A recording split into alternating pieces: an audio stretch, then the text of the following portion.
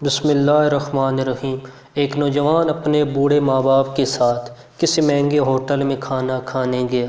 ماں باپ تو نہیں چاہتے تھے، لیکن بیٹے کی خواہش تھی کہ وہ انہیں کسی مہنگے ہوٹل میں ضرور کھانا کھلائے گا، اس لیے اس نے اپنی پہلی تنخواہ ملنے کی خوشی میں ماں باپ جیسی عظیم ہستیوں کے ساتھ شہر کے مہنگے ہوٹل میں لنچ کرنے کا پروگرام بنایا۔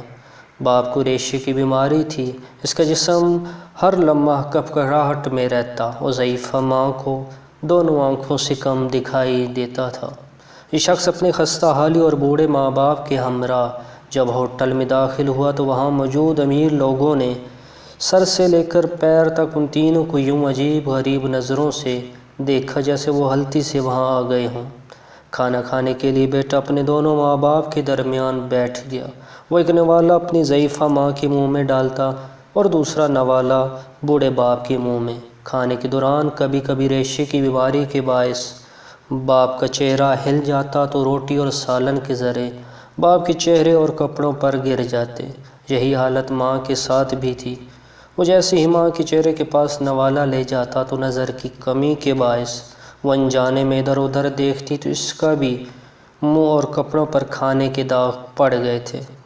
ارد گرد بیٹھے لوگ جو پہلے ہی انہیں حقیر نگاہوں سے دیکھ رہے تھے، وہ اور بھی منہ چڑھانے لگے کہ کھانا کھانے کی تمیز نہیں ہے اور اتنے مہنگے ہوٹل میں آ جاتے ہیں۔ بیٹا اپنے ماں باپ کی بیماری اور مجبوریوں پر آنکھوں میں آنسو چھپائے، چہرے پر مسکراہٹ سجائے، ارد گرد کے ماحول کو نظر انداز کرتے ہوئے ایک عبادت سمجھتے ہوئے انہیں کھانا کھلاتا رہا۔ کھانے کے بعد وہ ماں باپ کو بڑی عزت و احترام سے واش بیسن کے پاس لے گیا۔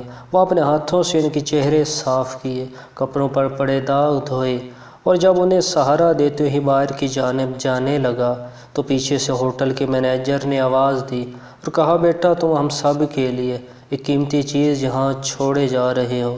اس نوجوان نے حیرانگی سے پلٹ کر پوچھا، کیا چیز ہے؟ مینیجر اپنی اینک اتار کر آنسو پوچھتے ہوئے بولا، نوجوان بچوں کے لیے ایک سبق اور بوڑھے ماں باپ کے لیے ایک امید۔